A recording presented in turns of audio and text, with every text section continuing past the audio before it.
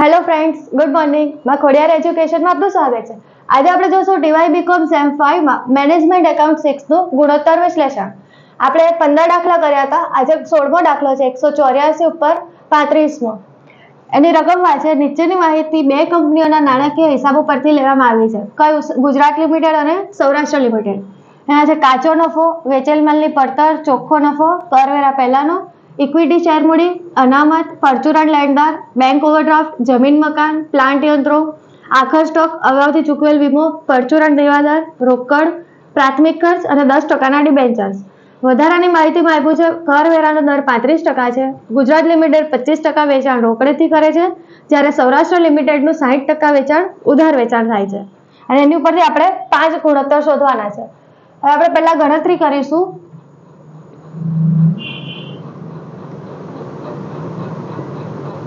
પહેલી ગણતરી આપણે કરશું. કાચો નફો આપેલો છે અને વેચેલ માલની પડતર આપી છે. એની ઉપરથી શું મળશે? વેચાણ મળશે. તો પહેલા વેચાણ શોધી લઈએ. વેચાણ બરાબર કાચો નફો પ્લસ વેચેલ માલની પડતર. ગુજરાત લિમિટેડ અને સૌરાષ્ટ્ર લિમિટેડ. ગુજરાત લિમિટેડનો કાચો નફો છે 96,000 અને વેચેલ માલની પડતર છે 2,24,000.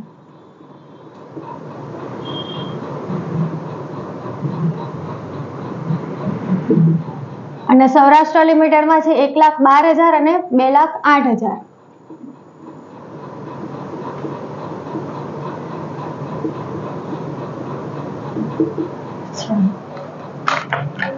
$96,000 પ્લસ 2,24,000 3,20,000.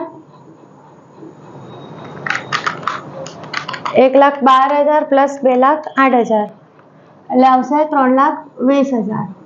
આ આપણને વેચાણ મળી ગયું. પછી શું આપ્યું છે? ચોખ્ખો નફો. કયો આપ્યો છે? કરવેરા પહેલાનો. એટલે આપણે કોષ્ટકમાં મૂકીશું કરવેરાનો. પહેલા લખીએ વ્યાજ અને કરવેરા બાદ પહેલાનો ચોખ્ખો નફો માઇનસ વ્યાજ. એટલે શું મળશે? વ્યાજ બાદ પરંતુ કરવેરા પહેલાનો ચોખ્ખો નફો માઇનસ કરવેરા એટલે મળશે વ્યાજ અને કરવેરા બાદ પછીનો ચોખ્ખો નફો.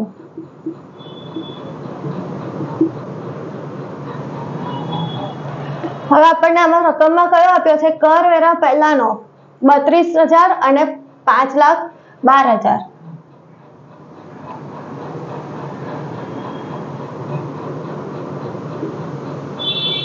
આ કરશું આપણે ગુજરાત લિમિટેડનું અને અહીંયા આવશે સૌરાષ્ટ્ર લિમિટેડ. કરવેરા પહેલાનો એટલે કયો આવશે? વ્યાજ બાદ પરંતુ કરવેરા પહેલાનો. જવાબ આપેલો છે 32,000 અને આ 51,200.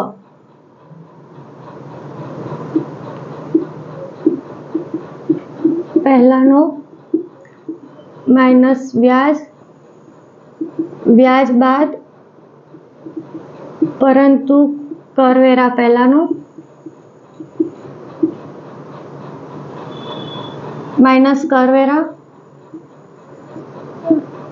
વ્યાજ અને કરવેરા બાદ પછીનું. આનો કેટલો આપ્યો છે આપણને? 51,200.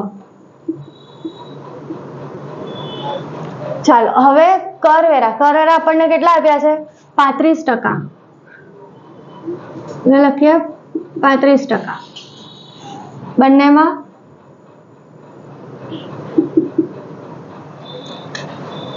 ચાલો 32,000 ના 35%. 11,200 અને 51,200 ના 35%. 17,920. હવે વ્યાજ વ્યાજ કયું લેવાનું? ડિબેન્ચર્સનું વ્યાજ કાં તો લોનનું વ્યાજ. અહીંયા આપણને કયું આપ્યું છે? ડિબેન્ચરનું વ્યાજ. ડિબેન્ચરનું વ્યાજ કેટલું છે? 80,000 ના 10%. એટલે કેટલા? 8,000.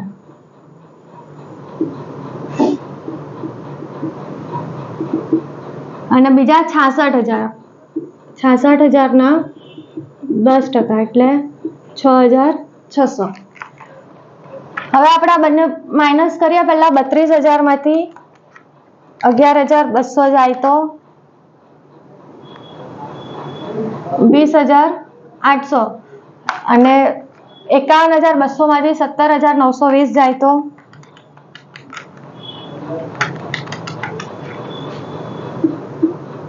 33,280.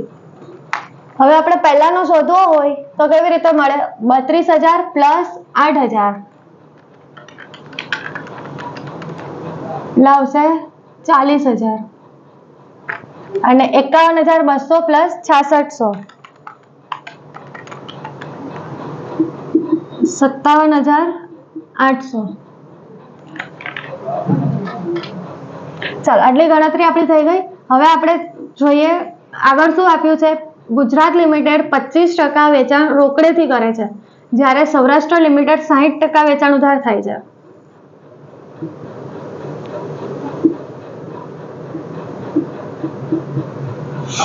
શું કીધું છે? 25% વેચાણ રોકડેથી કરે છે, એટલે બીજું કેટલું વેચાણ ઉધાર વેચાણ હશે? 75%. તો લખશું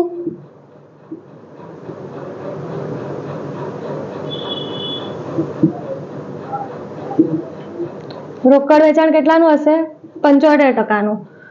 કુલ આપણે વેચાણ કેટલું શોધ્યું? 3,20,000. 3,20,000 ગુણ્યા 75%.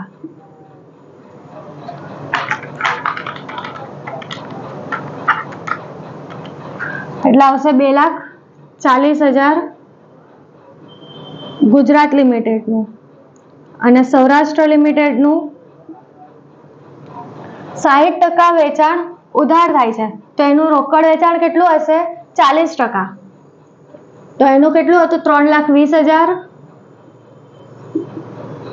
40%.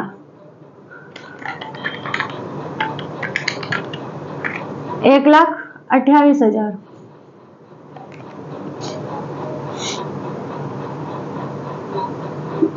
આ આવશે ઉધાર વેચાણ.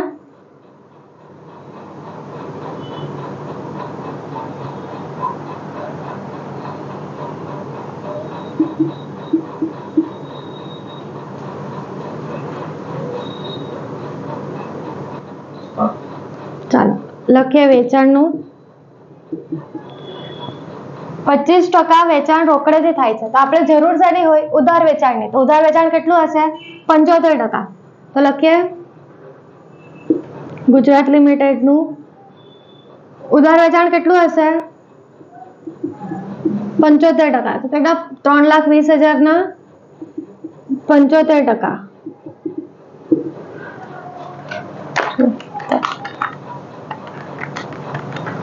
2,40,000. અને સૌરાષ્ટ્ર લિમિટેડમાં 60% વેચાણ ઉધાર થાય છે. ઉધાર વેચાણની જરૂર હતી 60%, એટલે 3,20,000 ના 60%.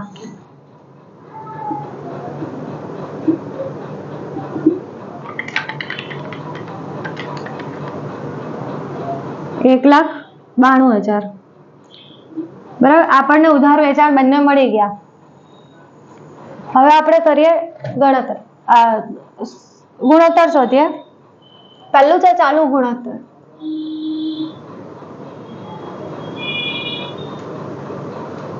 ચાલુ મિલકતો છેદમાં ચાલુ દેવા.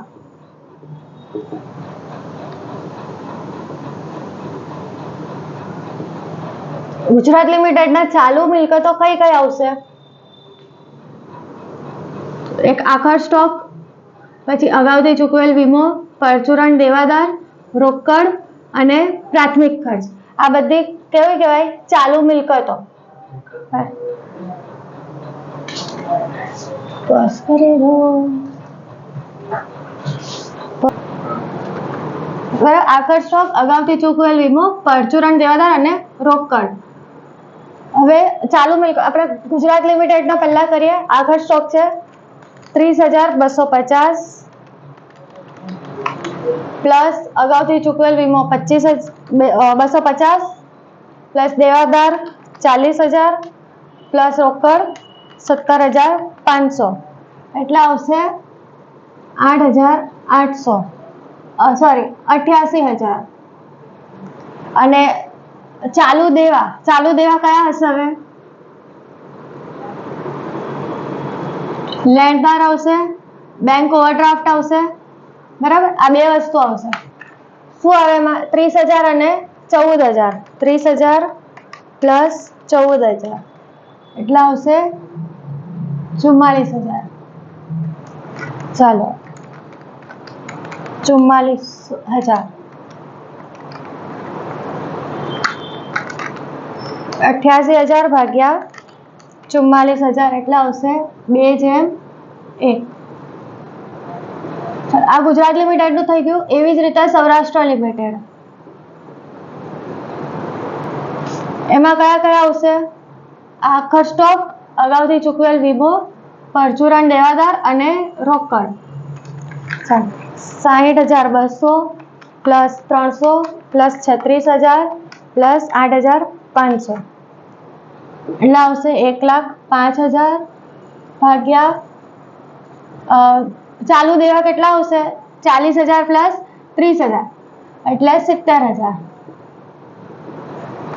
1,05,000 ભાગ્યા 70,000 એટલે 1.5/1. બરાબર. હવે બીજું આવશે સંચાલન ગુણોત્તર. લખીએ સંચાલન ગુણોત્તર બરાબર સંચાલન ખર્ચા પ્લસ વેચેલ માલની પડતર છેદમાં વેચાણ ગુણ્યા 100. સંચાલન ખર્ચા આપણે કેવી રીતે શોધીએ છીએ?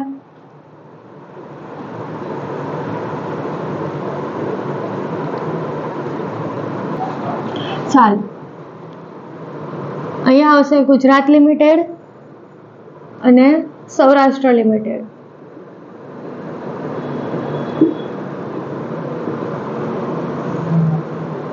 હવે આપણે કરશું સંચાલન ખર્ચાની ગણતરી. એનું સૂત્ર શું આવશે? કાચો નફો માઇનસ વ્યાજ અને કરવેરા બાદ પહેલાનો ચોખ્ખો નફો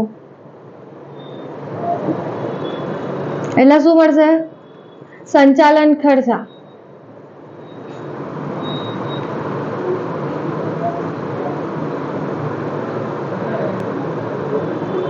ગુજરાત લિમિટેડ અને સૌરાષ્ટ્ર લિમિટેડ. એનો કાચો નફો કેટલો છે?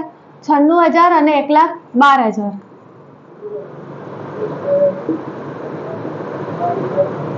વ્યાજ અને કરવેરા બાદ પહેલાનો આપણે શોધી લીધું અહીંયા 40,000 અને 57,800.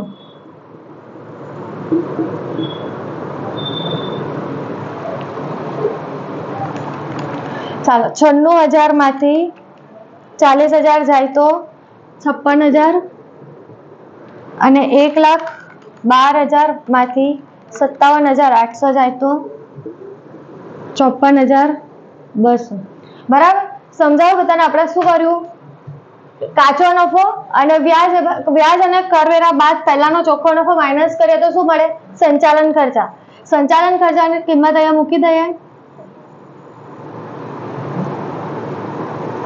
56,000 અને 54,200. હવે વેચેલ માલની પડતર આપણને રકમ આપી દીધી છે 2,24,000 અને 2,08,000.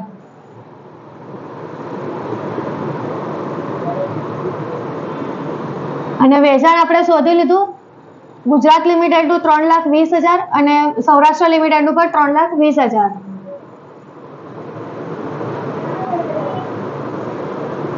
ગુણ્યા 100.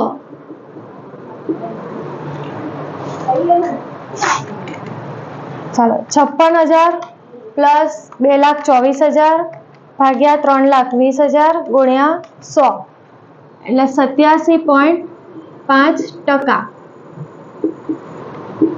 અને સૌરાષ્ટ્ર લિમિટેડમાં 54,200 પ્લસ 2,08,000 ભાગ્યા 3,20,000 ગુણ્યા 100 એટલે આવશે 81.94%.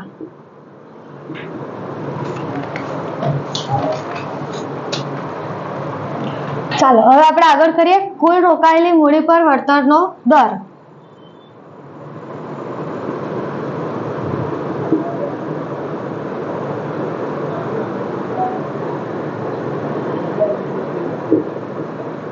બરાબર કુલ રોકાયેલી મૂડી પર વળતરનો દર. પર આવે, પરની આગળ જે રકમ જે શબ્દ હોય એને આપણે આધાર તરીકે લેવાનું. લખશું અહીંયા રોકાયેલી મૂડી. ઉપર શું આવશે? વ્યાજ અને કરવેરા બાદ પહેલાનો ચોખ્ખો નફો.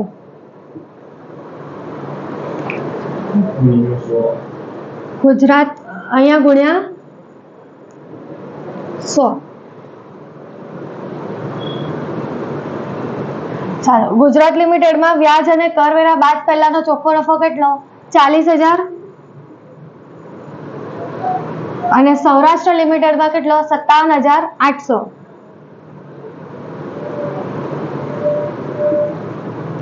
હવે આપણે રોકાયેલી મૂડી આપણે આમાં શોધવી પડશે. એ શોધી આપણે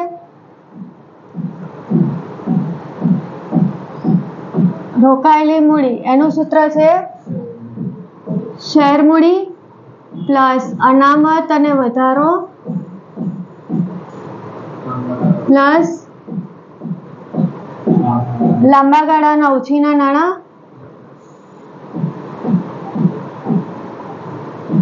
માઇનસ અવાસ્તવિક મિલકત. ચાલો શેર મૂડી પહેલા આપણે કરીએ ગુજરાત લિમિટેડ. બરાબર, શેર મૂડી કેટલી છે ગુજરાત લિમિટેડમાં? 1 લાખ. લખીએ 1 લાખ પ્લસ અનામત અને વધારો 25,400 પ્લસ લાંબા ગાળાના ઉછીના નાણાં એને શું કહેવાય? ડિબેન્ચર્સ. શું આપ્યા છે? 10%ના ડિબેન્ચર્સ 80,000 પ્લસ 80,000 માઇનસ અવાસ્તવિક મિલકત. અવાસ્તવિક મિલકત આપી છે આ રહ્યા પ્રાથમિક ખર્ચ કેટલા છે? 400. આપણે કરીએ 1 લાખ પ્લસ 25,400 પ્લસ 80,000 માઇનસ 400 એટલે આવશે 2,05,000. ગુજરાત લિમિટેડની રોકાયેલી મૂડી કેટલી આવી? 2,05,000. હવે એ જ રીતે આપણે સૌરાષ્ટ્ર લિમિટેડ કરશું. સૌરાષ્ટ્ર લિમિટેડમાં શેર મૂડી કેટલી છે? 80,000 પ્લસ અનામત અને વધારો 64,100 પ્લસ લાંબા ગાળાના ઉછીના નાણાં 66,000 માઇનસ અવાસ્તવિક મિલકત પ્રાથમિક ખર્ચા 1,100. 80,000 પ્લસ 64,100 પ્લસ 66,000 માઇનસ 1,100 એટલે આવશે 2,09,000. લખી દઈએ 2,09,000. ચાલો 40,000 ભાગ્યા 2,05,000 ગુણ્યા 100 એટલે આવશે 19.51%. અને પછી 57,800 ભાગ્યા 2,09,000 ગુણ્યા 100 27.65%.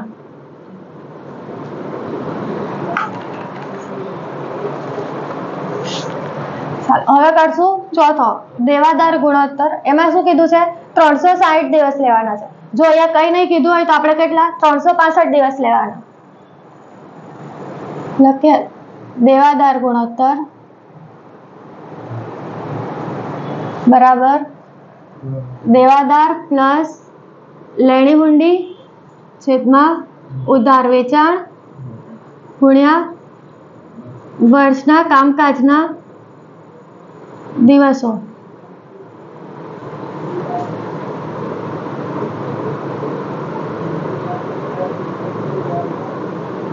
ગુજરાત લિમિટેડમાં પહેલા દેવાદાર કેટલા છે? આ પરચુરણ દેવાદાર આપ્યા છે 40,000 પ્લસ લેણી હુંડી આપી છે કશે નથી આપી એટલે પ્લસ 0 કઈ નહીં લખવાનું અને ઉધાર વેચાણ આપણે શોધી લીધું છે બરાબર. આ રહ્યો આ ગુજરાત લિમિટેડ નું કેટલું છે 2,40,000 ગુણ્યા વર્ષના કામકાજના દિવસો કેટલા આપ્યા છે 360 દિવસ. એવી જ રીતે સૌરાષ્ટ્ર લિમિટેડમાં દેવાદાર કેટલા છે 36,000 પ્લસ લેણી હુંડી નથી આપી 0 અને ઉધાર વેચાણ કેટલું 1,92,000 ગુણ્યા 360 40,000 પ્લસ ભાગ્યા 2,40,000 ગુણ્યા 360 એટલે આવશે 59.99 એટલે કેટલા 60 દિવસ કહેવાય. પછી સૌરાષ્ટ્ર લિમિટેડમાં 36,000 ભાગ્યા 1,92,000 ગુણ્યા 360 એટલે આવશે 67.5 એટલે 68 દિવસો.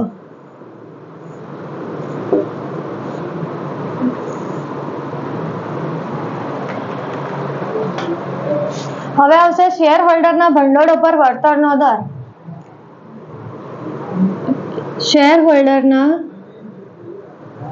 ભંડોળ ઉપર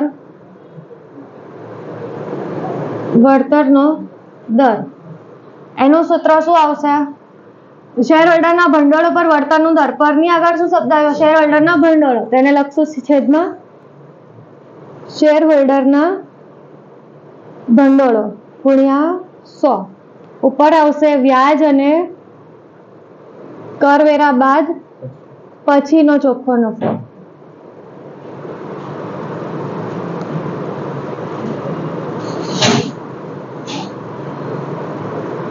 ચાલો ગુજરાત લિમિટેડમાં વ્યાજ અને કરવેરા બાદ પછીનો ચોખ્ખો નફો કેટલો છે? વ્યાજ અને કરવેરા બાદ પછીનો 20,800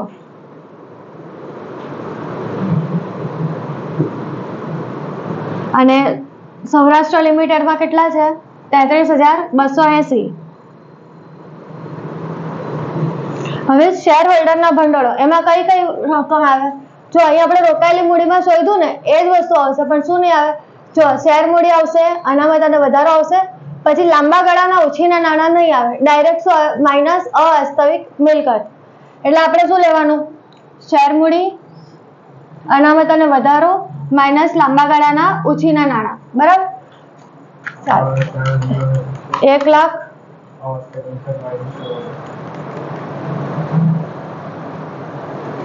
શેર મૂડી અનામત અને વધારો અને માઇનસ અવાસ્તવિક મિલકતો કઈ કઈ છે? 1,80,000 સોરી 1 લાખ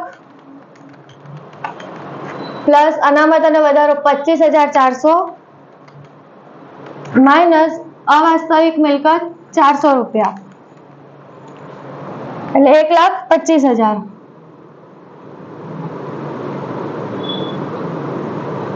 એવી રીતે સૌરાષ્ટ્ર લિમિટેડમાં શું આવશે? 80,000 પ્લસ 64,100 માઇનસ 1,100 80,000 પ્લસ 64,100 માઇનસ 1,100 1,43,000. चलो 20,800 भाग्या 1,25,000 गुण્યા 100 16.64% 33,280 ભાગ્યા 1,43,000 ગુણ્યા 100 23.27%.